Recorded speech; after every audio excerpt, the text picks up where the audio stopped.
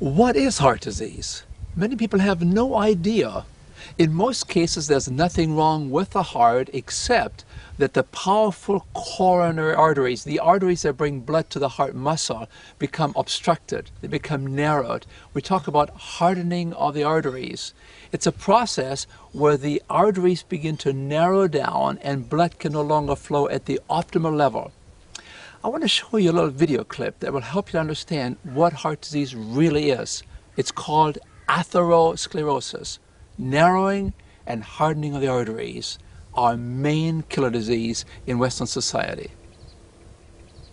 We don't have a health crisis in this country. We have a lifestyle crisis in this country for health. Many patients that you can identify, it's their lifestyle. It's at the root of their problems. Remember, the first sign of many heart attacks, 40%, the first sign is sudden death. There's not much you can do after that. I first woke up, so to speak, when I was working on the anesthesia service, learning how to put people to sleep. And I was seeing my patients for the next day's surgery for coronary artery bypass surgery in order to bypass clogged arteries in their heart. Because it was late at night, I drew the man's blood test, and when I took the blood to the laboratory and had it processed, I couldn't believe my eyes.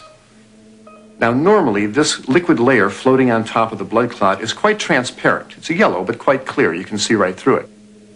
The blood in this patient's tube, however, was anything but clear. The serum floating on his clot was thick and greasy white. It looked like glue. In fact, it stuck to the sides of the blood tube when I shook the tube. I went back to the patient.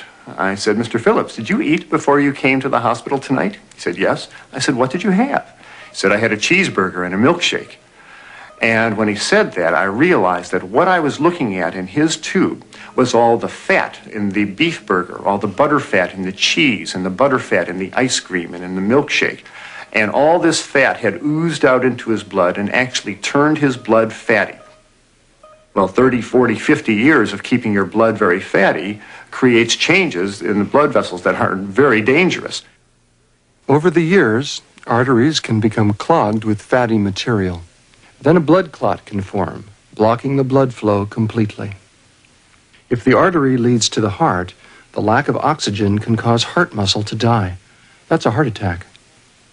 If the clogged artery leads to the brain, the patient has a stroke.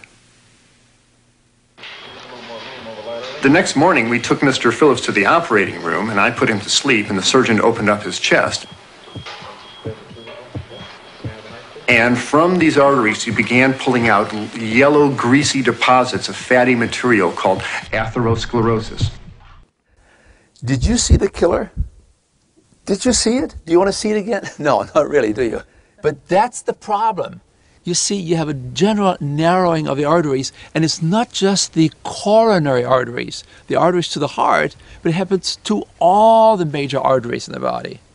Any idea how many miles of blood vessels you have in your body? What do you think? 5 miles? 20 miles? 50 miles? 150 miles? When you take all the circulatory system of the body, you add all these vessels, the small capillaries, the larger vessels, you add them all up, you're ending up with 60,000 miles of blood vessels. And here's the lesson. Perfect health depends on perfect circulation. Unless you take care of the arteries, they cannot take care of you, because the arteries, they bring all the nutrients, they bring this oxygen, they bring everything to the cells so the body can operate well. So your health depends on a good circulatory system. And here's then the important lesson. We want to keep these arteries as flexible and as pliable, like a rubber band, as possible. And then, it's probably true, you are only as young as your arteries.